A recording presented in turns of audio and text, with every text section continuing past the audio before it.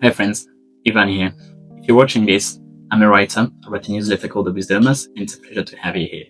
And in this video, I want to share with you 9 truths that emotionally awake people live by.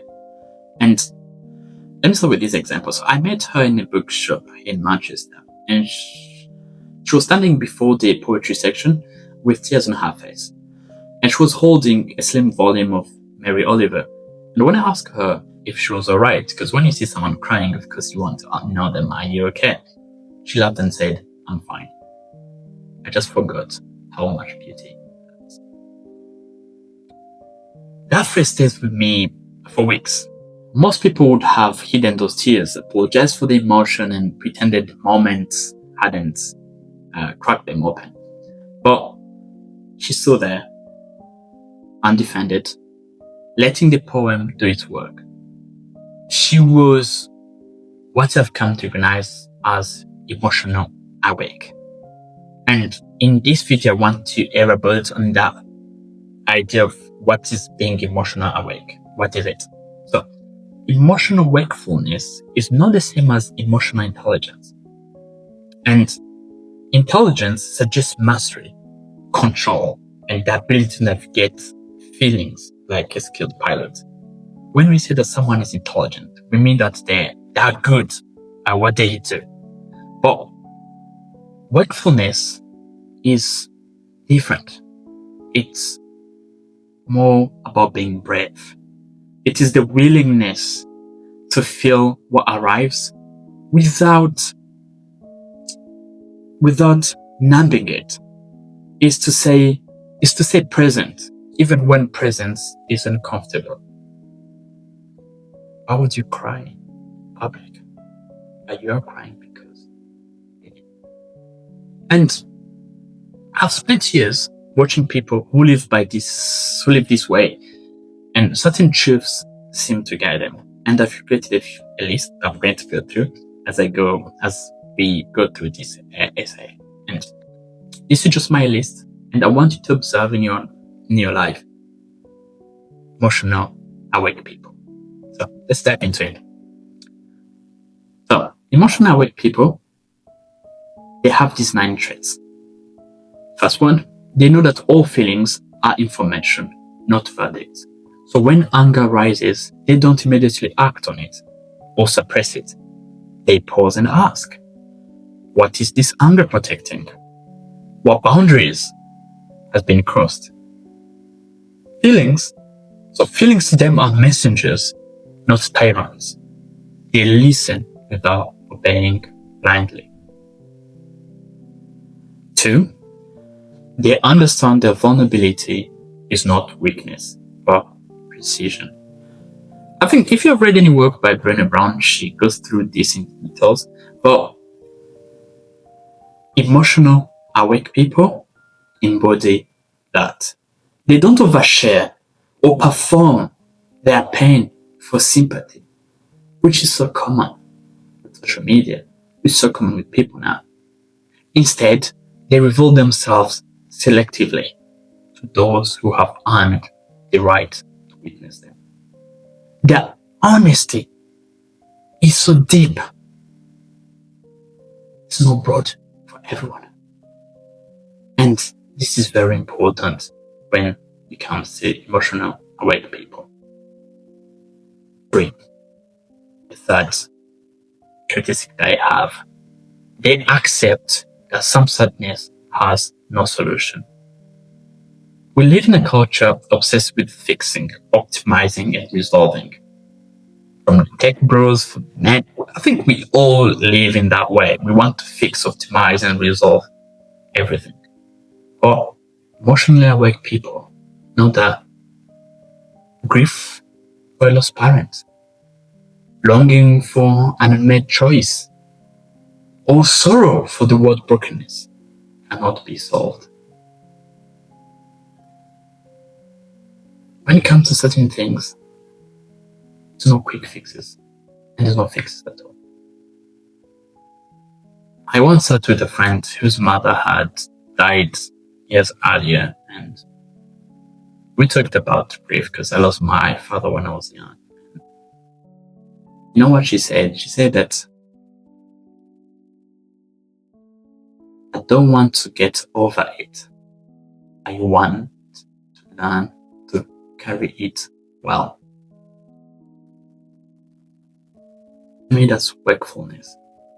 Even now, when I want to comfort people, don't comfort people who have lost someone they love, to tell them to move over it. Just give them resources, presence, so that they can learn to carry it well without it destroying them or leading some places. And that's lesson I learned from an emotional, awake person. Fourth point, they resist the tyranny of positivity. They do not believe that every cloud has a silver lining, or that everything happens for a reason. Actually, that's how I used to believe, that's how life is. But that's not true. And they know that some things are simply terrible. And the only honest response is to name them as such. This is horrible. And their optimism when it comes to that is earned, not imposed. I think we live in a world where most people who are positive, they have this imposed feeling. You want to be positive, positive, positive. That's how I used to be. But now I'm learning to earn that positivity. And not just go, oh, everything happens for a reason, as an excuse just to find something positive in everything.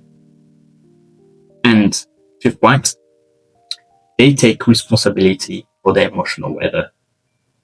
They don't blame their mood entirely on external circumstances, which most of us tend to do. They wake irritable, they ask themselves, what unprocessed feelings might be simmering beneath the surface? They understand that what they cannot control, what they feel, they can control how they relate to what they feel. I think this is beautiful. 6, they know the difference between reaction and response. A reaction is immediate. It's automatic. It's driven by the oldest parts of our brain. But a response is chosen, is considered, and informed by our values. Emotionally awake people create space between stimulus and action. And Viktor Frank called this space freedom. And they live there. Because if you read the story of Viktor Frankl when he survived the Nazi camp, he understood this idea of having to differentiate between the response and the reaction. Because he had to grapple with choosing the life that he wanted to live instead of just living in reaction mode. And those people, they live in that space. That is freedom. 7 points. They befriend their inner critic rather than waging war with it. They know that the voice telling them they're not enough is often trying, however clumsily, to protect them from rejection or failing. We all have that. But you know what most of us do? We silence it. But I think for emotional awake people, they speak to it with compassion. They tell that voice, thank you for keeping me safe. They say, you are keeping me safe, but I don't need you right now. Because instead of being in that war with your inner critic, recognize it and know when it's going to help and when it's not going to help. And that's what most people forget. 8, they honor their body's wisdom. They notice when their chest tightens by a meeting, when the stomach churns after a certain conversation. They notice when exhaustion is not physical but emotional. The body understands that it often knows where ahead before the mind does. They listen to its signal rather than overriding them with caffeine or power. And I think having that also feel trusting what we're feeling with our body, having the action like, okay, how am I feeling right now? What is it that I'm dealing with is very important. Let's talk about point number 9, which is they accept that becoming emotionally awake is not a destination, but it's a practice. And this is the most important point of all, because although we have talked about the other 8 points above, sometimes they numb out. Sometimes they avoid difficult conversation. Sometimes they lash out in fear. But they know how to return to that wakefulness again and again and again. And that is something we're going to have to learn, because we have to have the patience of someone tending a garden and understand that growth is not linear, but it is very much spiral, just like this. Now, often think of that woman in the workshop. She was unashamed of her tears, and she didn't perform. She was just moved by what she just read. And being emotionally awake means not pretending. It means being moved by what's supposed to move you. And that idea of not shrinking our humanity to fit certain people's comfort is very important. And when it comes to emotionally asleep people, they move through life like sleepwalkers, bumping into furniture, wondering why everything bruises. But emotionally awake people move through life with their eyes open. They feel everything. They break sometimes. It's what happens when you are ready to feel everything. But they never lose touch with what is real. And the emotional sleep people, they say that if I avoid feeling, I will avoid pain. But the emotionally awake people, they say that if I feel fully, I will live fully. And I'm not going to pretend that there's no cost to wakefulness. There is. Because it means that you cannot unsee suffering in the world. You cannot pretend away complexity. You cannot retreat into certain easy certainties. But there's also a gift. The world becomes vivid again. The colors sharpen. You are at peace with yourself. And I think that's better than you numb scrolling through social media just to numb how you feel, because you're choosing just to be open and to be the world. And I'll really choose that instead of being emotionally asleep.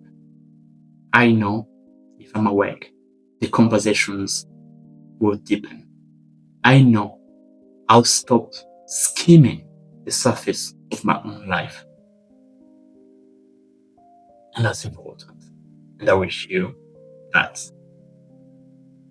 And that's the end for today's video. I hope you found value in this. I do write a few essays in my newsletter on thewisdomous.com, and I hope to keep doing these essays that can add more values to you and whoever's watching this. Thank you so much. I'm still learning how to do videos, but I hope in a year from now it will be way better than this. Thank you so much. Next.